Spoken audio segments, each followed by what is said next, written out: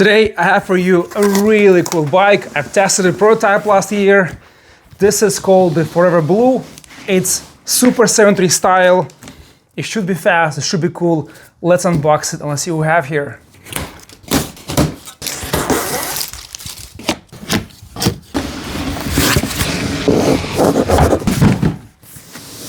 So there it is.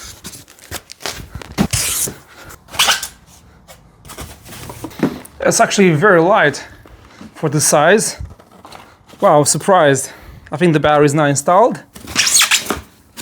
I like the color, I like the frame design and shape. This is very interesting. And on the bottom we have the battery. Unpacking is straightforward and it just took like several minutes. The bike comes fully assembled, you just have to install the wheel and the handlebars. I like this, how they actually, look at this, how they stuffed a lot of the accessories and parts right here.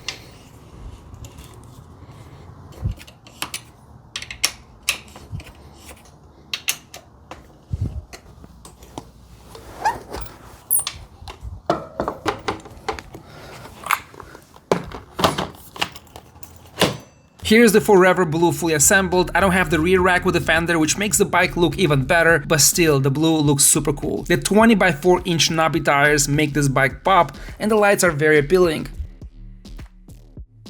The 3-piece frame design has an option that you'll not see in any other moped style e-bike on the market. We have 750 watt rear hub motor, single speed drive. The light integration here in the frame is seamless and bright. The front lights have a little bit of async and Segway vibe. The bike is clean and modern. I like how open and upgradable this frame is.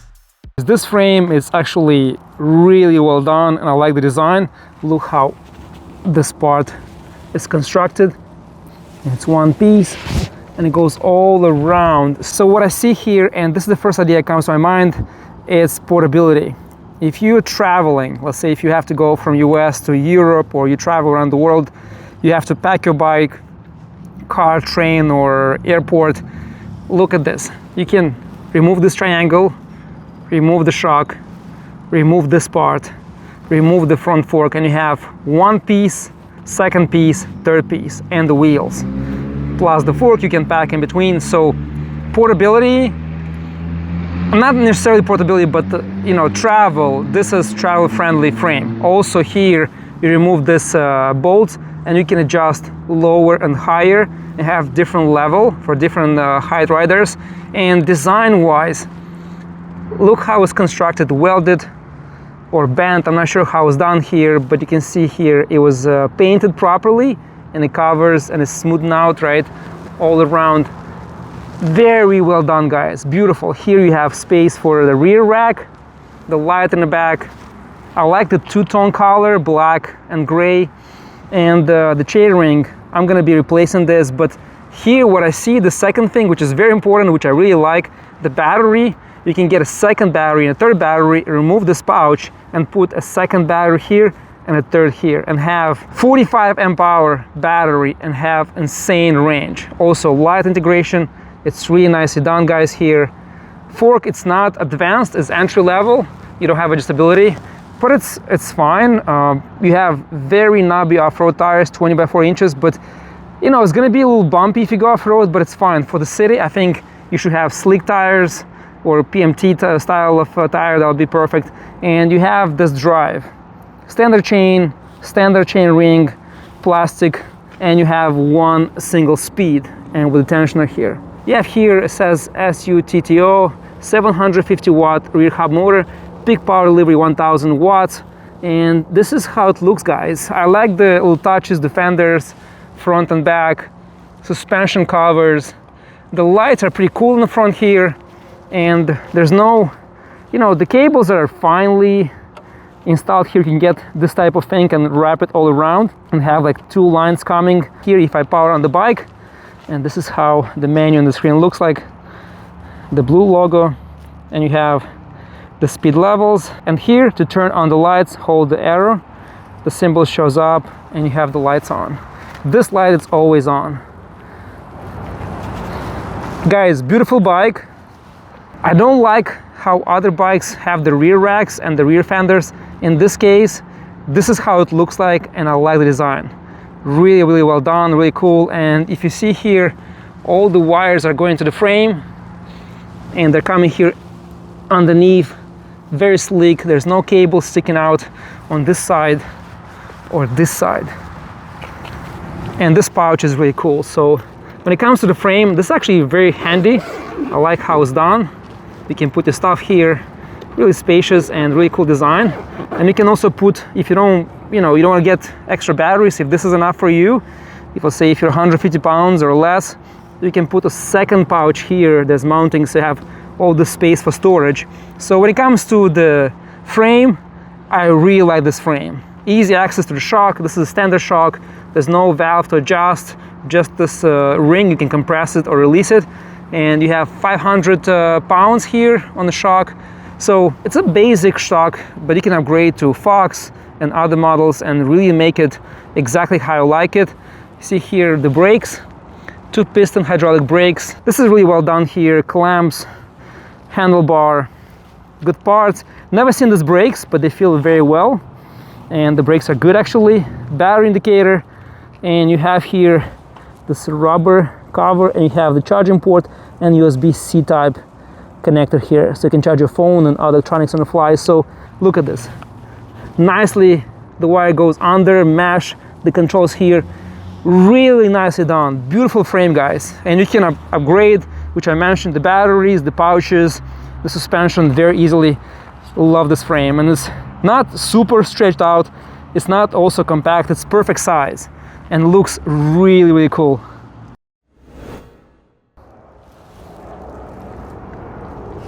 Fully charged, and we have here eco, normal, power, S low, and S normal. Acceleration on the right hand side, up, down, on, off. That's pretty much it. Good grips, compact screen, the same as A-Sync. Guys, pretty cool looking bike. Quality wise, I don't see anything wrong, but let's take it for a spin. Let's see how this bike performs. Eco. Actually pretty torquey at the start, and it picks up really nicely. Yeah, this is actually really torquey. Look at this. It actually goes.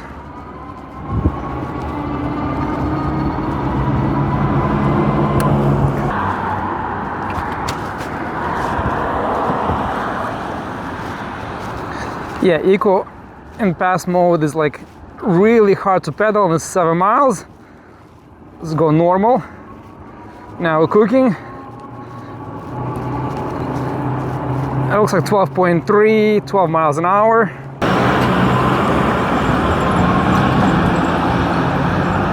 And the power is 17 miles an hour.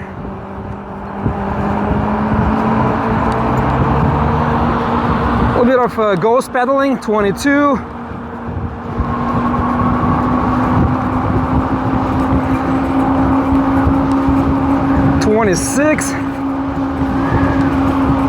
Yeah, 26 looks like I need bigger sprocket. The frame size very similar to Rev 1 and Super Century RS, but pedaling is more comfortable for me on this model versus the other bikes. The start, very powerful and engages as soon as you touch the pedals. Accelerates very fast, but once you pass 20, 22 miles an hour going to 25, I'm just ghost pedaling here and it's not doing much to increase the speed, and it's annoying. I'm pedaling like crazy here and the speed is in 25, 26 miles an hour, dropping around 25. My posture, the comfort overall is good on this frame, feels well balanced. I'm 6'3", and my knees are fine pedaling. I just need more resistance, and if I stay in 20, 22 miles an hour, that ghost pedaling goes away and it just feels normal. Guys, the bike is too cool to leave it the way it is. A lot of riders stay in, I don't know, 15, 20 miles an hour range, 22 maximum, and this is fine for that. If you want to ride 25 or over, this is just not enough for me. It's too small, and replace with this chainring.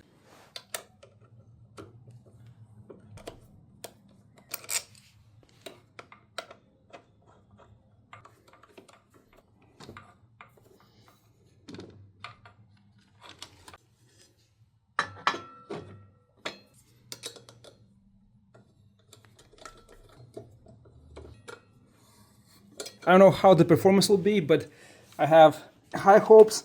Let's put the chain and you're good to go. Now for the chain, I added a small piece, so it's long enough. Now it's good. A little crazy, a little too much, but I'm actually very curious to see how it performs. So let's take it outside and let's see what top speed we get, how this bike feels. Let's go into max speed. So torque, look, very good on this bike. Oh, so much better.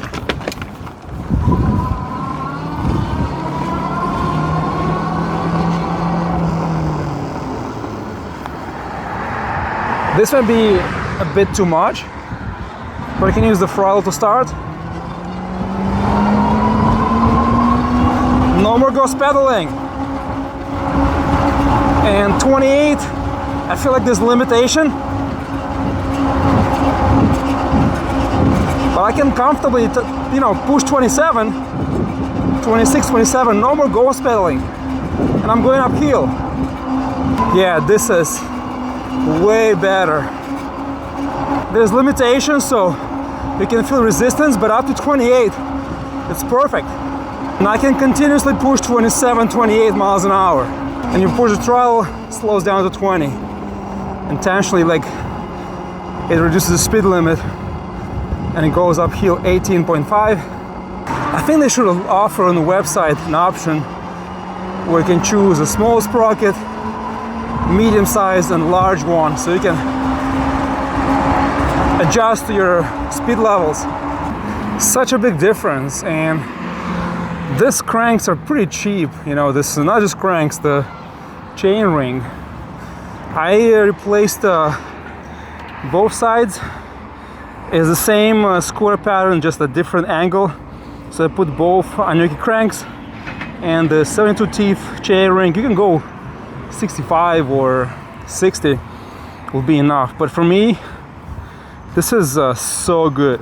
Now pedaling, it's way more comfortable. I don't go pedal. I can reach 29 to 30 miles an hour and stay there consistently for a longer time. My legs don't get tired from pushing fast. It's such a cheap upgrade and so easy to do, and I think this team should offer this option on their website from the start when you buy this bike. This should increase your range and allow you to work a little bit harder if you wanted to, and if you get tired you can stay in 25 mile zone and ride comfortably without breaking a sweat. This is how the bike looks like with this new chainring. What do you guys think?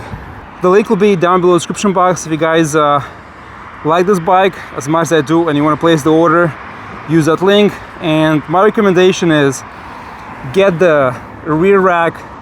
With the rear rack, looks so much better. I'm not sure if you need the fender if you ride in the rain also, or the fender, but I feel like with the rear rack it looks so much better, and this chainring also. Now let's see if this bike can climb. This is 20% decline. We'll go 5th speed, no assist, just throttle, and let's see how this bike does. On the throttle alone, the speed is limited to 20 miles an hour. Once you start, the torque is very powerful, up to 15 miles an hour. Once you reach that level, the bike slows down. But if you release the throttle and start pedaling, you get a burst of more power that kicks in very intensely, which is really cool. See, if I pedal on this test, I would have cleared that hill so much faster. The lights on this bike are very bright, well-defined and so visible even on a sunny day. This increases your safety by so much when you ride. I really like the lights in the front, especially this frame light here, super bright. And I feel like there's enough lights in the front, the X and the sidebar, and I feel like they should have placed the same bar right here in the back on both sides. That would be so cool. Guys, the light is powerful, and you have a little bit of light on the bottom, which is coming from the X that you can see. It lights up pretty well in the front, and you have the bar that hits really far, and it's about maybe 75, maybe 100 meters in the front, maybe, I don't know, like, I'll go farther even, like, so you guys can see.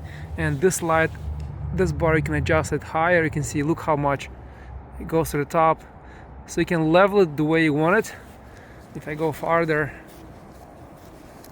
still super bright, very concentrated, really powerful. So you can see if I bring it down, look how concentrated it is. Yeah, front, it's perfect. Let's see the back. Have to level because there's like a little bit of heel here. And the back light, also very bright. And here's the brake light. Yeah, cool lights. For off-road, suspension is noisy on the way down and bottoms down, makes a little bit of noise, and you can feel once you hit the lower part of the suspension. It's entry level, not much to expect, but with the frame geometry and the seat height and the comfort compensates, and it does pretty well off-road. I was surprised. Initially I was wondering why they install such a knobby off-road tires, but from the start the torque is really high. From 0 to 20 it's really kicking hard, and you'll not get stuck on more difficult trails, and you can reach 25 miles an hour, and actually it does pretty well off-roading. It's pretty fast, pretty nimble, enough travel, and it's actually pretty fun to ride. It's quick, feels soft, flexible. The motor is running a bit more loud, which is expected since you have more load in off-road conditions. The bike adapts easy and fast to the terrain change. It is good, despite having a road design geometry. Wrench test. Guys, finally 65 degrees and super nice out to ride. My weight 230 pounds and I tested with a small sprocket. I was pedaling the old test all the way through, but I feel like with the ghost pedaling I did not help much here. I stayed in 15 to 24, 23 miles an hour levels, and I covered a little over 19 miles in range. The seat is 15 inches long, very soft, has this round shape, more enough space for one person, not enough for two people. I did 15 miles in one ride and it was okay. The light in the back, and you have here the logo Blue Forever, so it's about 2.5 inches, maybe 3 inches. Pretty thick, pretty good, and has like a simple design. Also here, very easy to remove this and put a custom seat if you want to, because look, the space in the front, the space in the back, you can get the rack and kind of extend, and it's pretty much flat, so easy to upgrade if you want to put your own seat or make something custom. Here this mounts and how it bolts underneath, and also here on the bottom. So guys, very clean. When it comes to the frame and the battery, design wise, very clean. This adjustment here, it's really unique. I haven't seen any other bike that gives you this opportunity to lower or raise the seat. This is really cool. Battery, it stays on the website 15 amps, but it's so small, so compact, so light. I don't think it's really 15 amps, but maybe it's less and they just put 15 amps, but it has to be bigger for 15 amp hour, unless they have some really, high capacity cells and they occupy less space. Price wise, I feel like it should have, for this price, maybe 20 amp or 25 amp battery, but besides that, the frame is beautiful. Electronics, components are good. It's just suspension. It's basic, it's entry level, and the chain ring, it's too small. Besides that, the bike is really, really cool. This Bondi, very intriguing bike, but if you look at their website, there's a new model coming soon. Compared to the Bondi Blue, this frame is more aggressive, looks more sporty to me. I see more travel, more advanced suspension front and back. It can be a mid-drive. It looks like we have a mid-drive protective plate in the front there, right in front of the motor. It can also be a rear hub. I love the wheels covers and the more aggressive look. Faster, hopefully more powerful e-bike. Guys, more updates are coming very soon. Stay tuned, and I'll see you next time.